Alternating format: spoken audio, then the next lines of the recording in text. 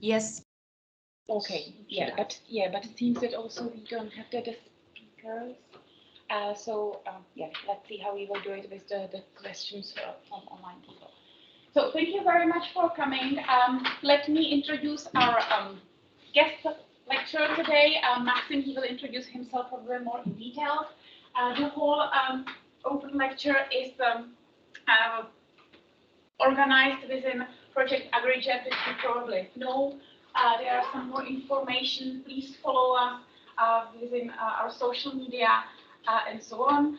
I'll just, without any other delay, leave the word to Maxime. Thank you, Jana. Thank you for the invitation. Thanks to you for being here or online for this lecture and the sections that will follow up on it. Before I get to the substance, maybe a couple of words about myself in relation to this topic. Maybe you read my bio in the announcement of the conference, so I won't be long, but just to mention that I'm here on behalf of Yellow Window. Yellow Window is a design company, but it's a strange one. It's a design company that is supporting all possible use of design, including to support policies, especially in the field of research and innovation, with a big focus on gender and gender equality. So we have been doing that for a while now, and we have been supporting research organizations, universities to adopt gender equality strategies, and to have this big picture of why gender equality and gender aspect matter in research and innovation in plenty of fields. Recently, we supported a project called Gender Smart that was focused already on agriculture and agriculture for development. And this one is the second one in that field, but this time it's focused on universities based in Central Eastern Europe, so here in Prague, but also in Budapest, Kaposvár in Hungary, and in Slovenia. But they all have, or at least part of them have, also a focus beyond Europe towards Africa, Southeast Asia, or Latin America. But I'm also a researcher myself. Out from this company, I'm a political scientist and gender scholar at Sciences Po Paris University, which is a pluridisciplinary social sciences university, not focused in your fields, guys. But in relation to that, I've been working on gender mainstreaming knowledge across various fields of research. And for many years, I've been dealing with fields which are not mine.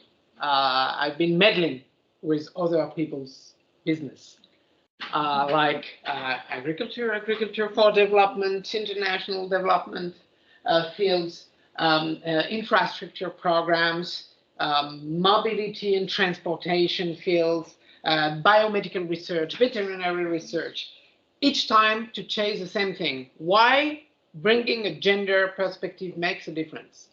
Why does it matter at all, first? And second, what does it mean to bring a gender perspective in, and how it improves the research process? So I've been very much interested into that. Another thing that brings me closer to the topic is that lately I've been working a lot for the French Development Agency, which is one of the biggest in the world in terms of how much money it pours in development programs and in how many countries it is involved.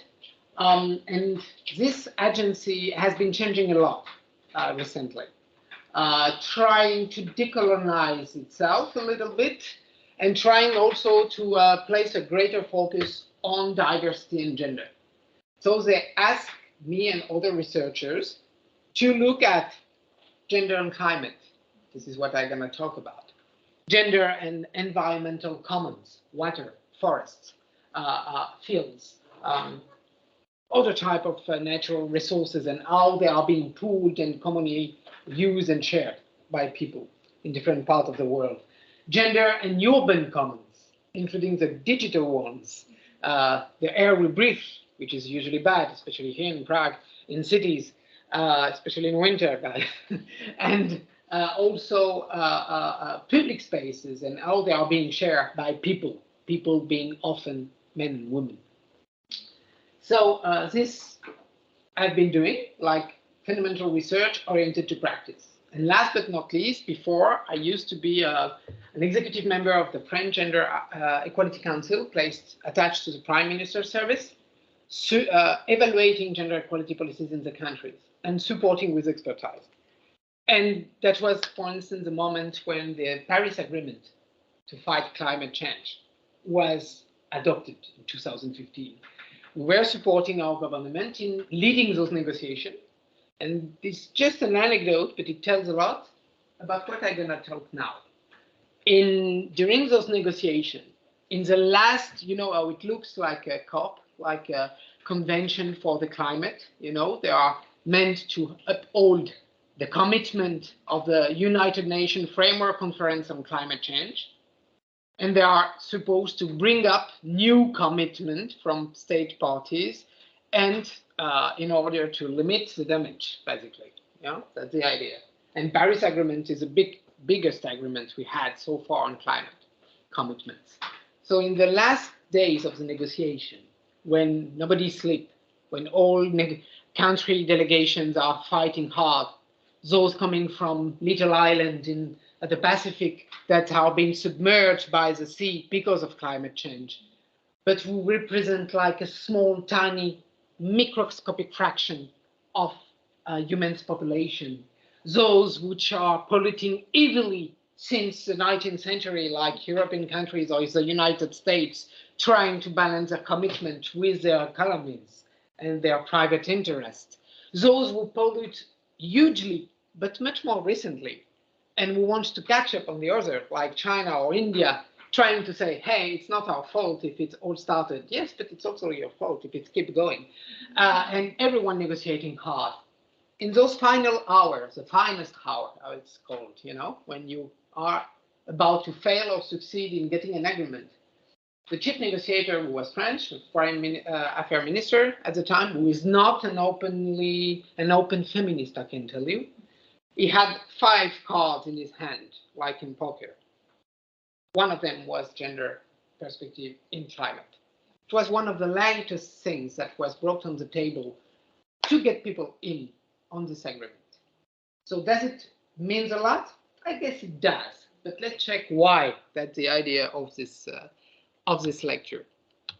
Okay, I will use a pointer because it seems it doesn't work. This doesn't work either. That's typical. Any clue? It's not moving. It's frozen. Technology. Or maybe I'm not pointing in the right direction. No, let's try. Yeah, now it does. Okay. Maybe it was because of clicking. Okay. Yes. Okay, super. Thank you. Okay, so before I get to some examples and also to the study I carried out and which type of result we had, I'd like just to explain you, trying to be short, what it means to bring a gender perspective all together in whatever, you know, whatever field of research, whatever type of program, project, or policy. It always kind of means the same thing. Adopting a research lens, it's much more than just counting men and women in a room like I could do right now. The gender balance will not be that bad, by the way. A bit better than usually, thanks guys. But it's not about that, or not mostly about that. Often when we talk about gender equality, we talk about representation.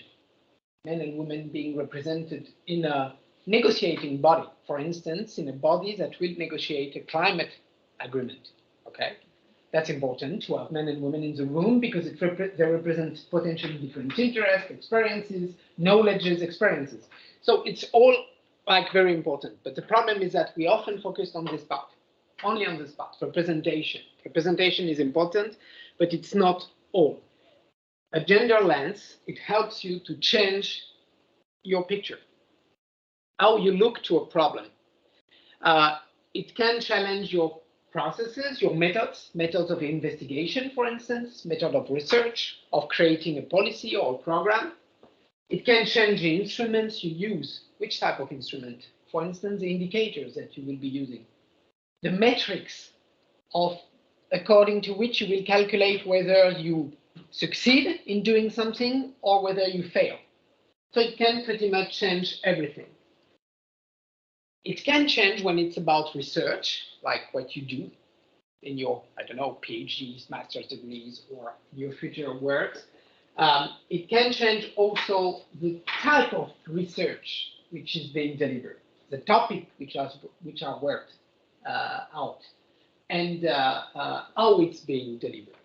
So all of that is related to adopting a gender perspective or gender lens. It also changes the lens through which major issues and challenges are framed. Name one, whatever. Urban mobility patterns, how people use public transport versus private transportation mode. When I look to the many cars packed in traffic jam in Prague, while this city has one of the best public transportation systems worldwide, I can also have a gender lens of that.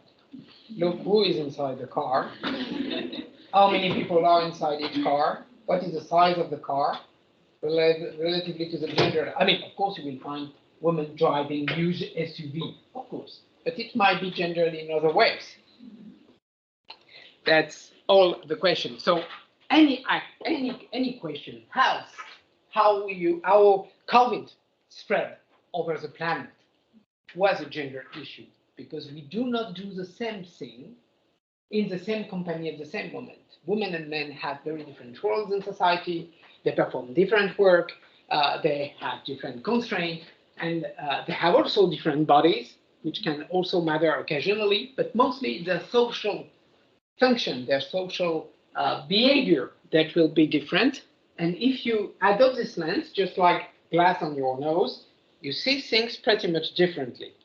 And I would say you see them far, far better than if you don't. So this is also something that can be changed.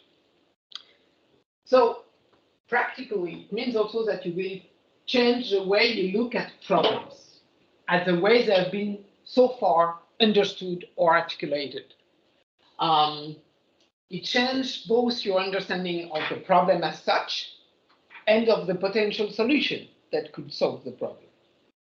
And this can be brought to the test, the ultimate test of all, which is climate change, because this is a defining issue of our time. It's not the only one. Look at the wars that we have spreading all over the planet. But climate change, might be even on the top of any war, because that will be that will define our ultimate fate as a species on the planet. Okay. Integrating the gender dimension / adopting a gender perspective / mainstreaming gender / adopting a gender glass or a gender lens or putting gender glasses on your nose, it's all the same thing. It changed the following. It forced you to acknowledge power relation between men and women as social group. We are not equally represented, we are not equally paid, we have not the same opportunities. Why? Because there are power relations between us. Not necessarily us, you and me, or you and me, but us as a gender. That's one thing. Second, it forces us, or it encourages us to consider the gender division of work in societies. Gender division of work, what does it mean? It means that we do not occupy, look at this university. Are you studying in the same proportion in each faculty? No, you don't. You don't. This is horizontal segregation. Women and men are studying, pursuing different paths of education, and especially of higher education. If you look at Europe, there are now more women engaged in higher education than men. That's one point of segregation, of division of work. Men are less engaged in higher education. They pursue different professionalization paths than women. When we look at higher education, women and men are not engaged to the same extent in different fields. And when we look at a university which covered a narrower bunch of fields, like this one, agriculture, agrosciences, forestry, and so on, you can still see the horizontal segregation. You are not represented similarly in the economical part, on the forestry part, or in the agroscience or nutrition parts. We tend to divide, to allocate ourselves. It will be different from a country to another because of historical reasons, but the principle of dividing according to gender will be very much the same. Horizontal segregation, but division of work is also vertical. We do not access to senior position to the same extent. You might well have 60 or 70% of women in the field of research or education. You will end up in higher position in that field with perhaps 70% of men, although there are 70% of women altogether. So there is this vertical segregation. That's the same for politics, that's the same for business, that's the same for innovation, that's the same for many things. Linked also to this gender division of work is something else. Care, reproductive versus productive work. Paid work, monetary-based work versus what you do for whom? Your family, your children, your parents, your sick relatives. And this part of the job, which is a tiny, tiny, tiny part of the job of human beings, I'm joking, of course, it's a huge one, reproducing the species, also maintaining us as communities, livable communities in good health and so on. This part of the job in Europe only is done at 91% by women. 91. In Europe? In Europe. So I'm not sure the situation is much better elsewhere. But if you look at Europe, which is supposedly having higher gender equality standards, it's 91% of the care work which is performed by women. It varies greatly from one country to another, from 84 to 92. So this is basically the picture. But if you look at paid care work, like nurses, care home workers, and so on, even in this sector of the economy, which does not exist everywhere, domestic work and so on, again, mostly women. So that's part of the thing. This is A, this is B, but then you have a diversity of experiences. You don't have the same life course, opportunities. You don't look at the world the same way if you take into account power relation and gender division of work. Women and men will have different course of life and different experiences of life because they don't have the same lives. Okay? Of course, there are many things going through your social class, your education background, whether you are a migrant, documented or undocumented, or a citizen of the country, whether you are fully able-bodied or not, whether you are old or young, whether you are straight or gay, all of that will matter to define your position. But generally speaking, the story is also very much gendered. And last but not least, if you adopt a gender lens, you will incorporate and legitimate, consider to be legitimate, different forms of knowledges. Academic knowledge, certain type of academic knowledge, like mine, about gender, will be legitimate.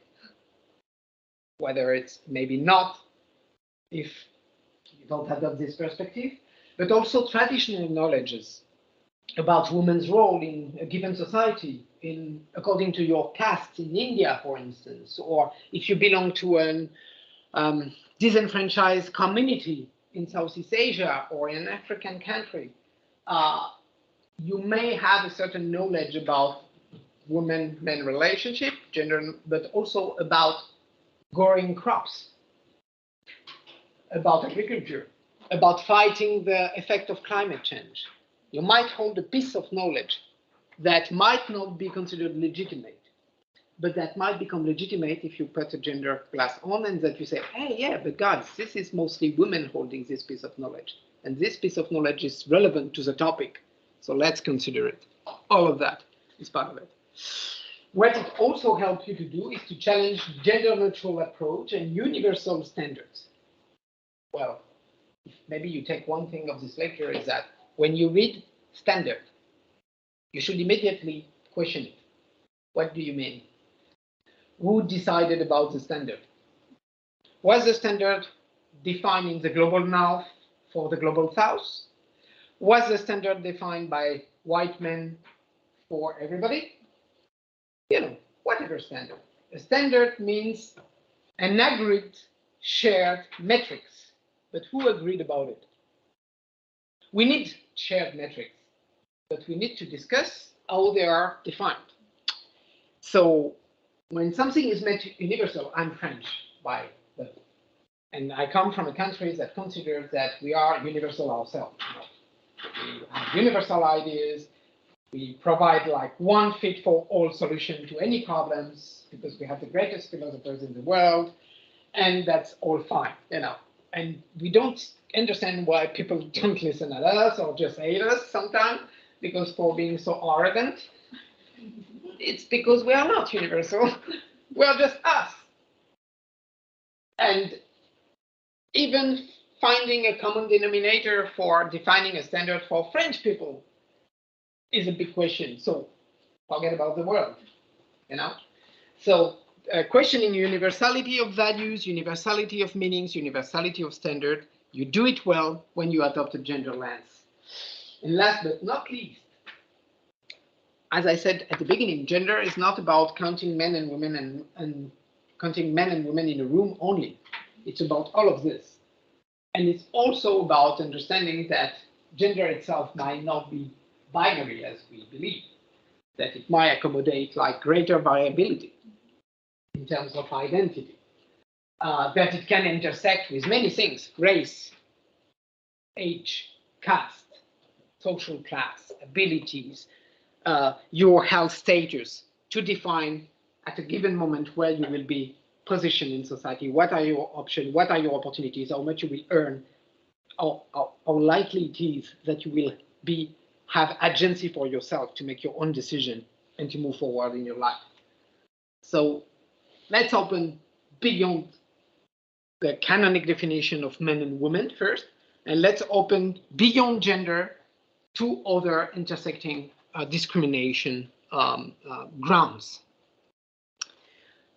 Last but not least, if you adopt a gender lens, which you are not obliged to do, I've just built the case for you to do it.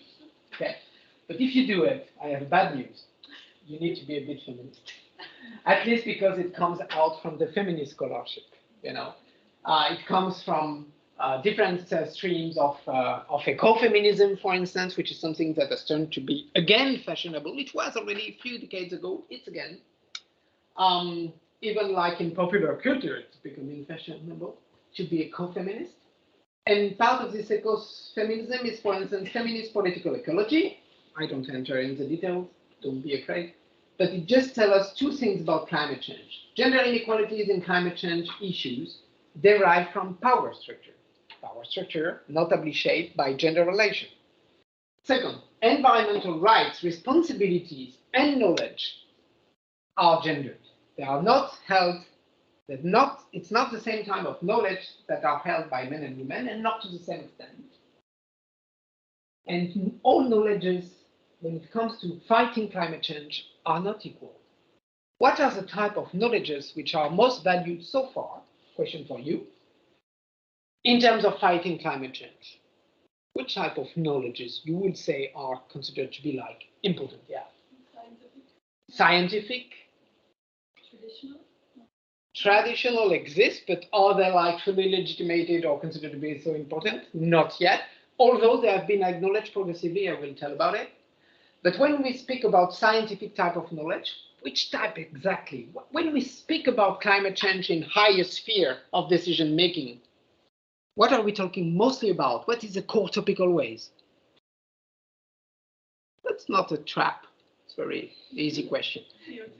CO2. CO2, capturing, releasing, measuring CO2. So it's very technological, it's very technical. Of course, you have many women involved in that type of research, of course. But to the same extent as men? Probably not. Maybe they are in related fields, slightly off this technological discussion. And is it all about technology or measuring CO2? Is it not important to understand in the first place which type of global model of economics, of production, led us to the CO2 problem? Will we fix everything just by knowing how much CO2 we release or not in the atmosphere? Probably not. Do we need other type of knowledges about gender relation, about post-coloniality and the division of role and power and wealth among nations? Certainly. Do we need some traditional knowledge to be involved to fight, mitigate, or adapt to climate change? Certainly as well. And it relates again with the question of intersectionality. Knowing that power structure are also context specific. It's not the same thing to talk about gender relation and power division in the Czech Republic, in Ghana, in India, or in Nicaragua. You know, each country has a specific to that regard, depending on its history too, in terms of colonialism as well. Okay, that's the idea of adopting a gender lens and to apply it to climate. How is it was done so far? How has it been done so far? And how far did we get? Well, we know about climate, the influence of humankind activity on climate change for several decades, for half a century. But it's only since the beginning of the 90s that we look at it as an international agenda and as something to be reversed or controlled. So there was the Earth Summit, you know, there was the United Nations Framework Conference on Climate Change coming into force in 1994. This was the first change. Did we adopt a gender lens at the time? No. How long it took? Over 20 years. Before we get to the point that, okay, climate change is affecting human beings. Human beings are men and women. We are not contributing to the same extent to it. We might have different prospects on it. Let's integrate the gender dimension. There were like two main moments when this picture changed. It was in 2014 in Lima. Lima is where? In Peru. Is there any conception about the environment that is now world acknowledged related to fighting climate change that is closely related to Latin America and especially to South America, sorry, and to Peru in particular? Have you heard about anything about that? Pachamama tells you something? No? Mother Earth? Very gendered vision of the planet itself. But at the same time, it brings in different sorts of knowledges, traditional knowledge of native communities about their environment. And it's a way of so decolonizing a little bit the perspective on climate change to integrate that. So it's not by mistake that it happened in Peru. And by the way, Peruvians are excellent world-class diplomats. So when they want something to be on the final agreement, they get it for some reason, national tradition. So that was one of the dates, 2014 and 2015, the Paris Agreement, as I recalled through the anecdote at the beginning. But as you see, lately things are getting accelerated. It accelerates. You have a lot of things coming up, especially work programs on gender and climate change, in order to adopt, to make this gender lens clear and for everyone. This, in 2017, Gender Action Plan, GEP, adopted, and now countries which are part to the United Nations Framework Conference on Climate Change, they need to report also about their target from a gender perspective. So this is kind of changing. Why has it been so long? This I can tell you very quickly. It is always like that. Human beings are human beings, and gender power relations are gender power relations. So what we see in every field is first, gender blindness. Gender doesn't matter. You can look at health, cancer, urban mobility, as I said, urban planning, policy making in whatever field, infrastructure, development policies. At first, for decades, it was like, who cares about this difference? Doesn't matter. Then you get aware that it does matter, kind of a lot, because of power relation, distribution of work, which is not the same in different experiences of life. So you are aware, and you start to check whether you could put a bit of gender in each policy / program / whatever, knowledge production. Okay, then you build a case that if you bring gender diversity in teams, for instance, or in gender sensitivity in indicators, it will help you to reach your objective. And then after you increase, especially women's participation in a field, you realize that this is just a tiny fraction of the topic and that you get it wrong. That actually it's not only about bringing women in, it's about all the things I spoke about before. So this is a typical situation. So when it's about climate, what should we consider? Well, power. Men and women do not have the same access to land, property, and use, to natural resources, to financial autonomy, to economic and industrial assets, technical assets, to education, to sexual and reproductive rights, and to decision making. So power shapes largely our relation to our environment. First intermediate conclusion. The contribution of men and women to climate change itself, but also their capacity to tackle it, to change the course of climate change, might not be equal. The one of women might be lower than the one of men. Lower contribution, but also lower capacity to contribute to changing the course. Second, our level of contribution and agency will vary according to other intersecting inequality. You need to take into account the positioning of people. The contribution to climate change of a wealthy woman from the Middle West in the United States is not the same as the one of a woman belonging to a lower caste in Punjab, obviously. So you have to consider different things. The same thing, the contribution to climate change of a wealthy, white, heterosexual man in the global north is not the same as the one of a black African man in some rural areas of sub-Saharan Africa, for instance. So all of that does matter. Division of work. Productive and reproductive work are unevenly distributed. There is heavy horizontal segregation. Men and women contribute differently to maintaining livelihood and their communities. So they will most likely be differently exposed to the impact of climate change. Can you give me some examples here that you could think of? Considering the gender division of work, if you look to more traditional type of communities like rural communities, for instance, in places that you know yourself or you are coming from, would you think of example of how men and women can be differently impacted by climate change effect?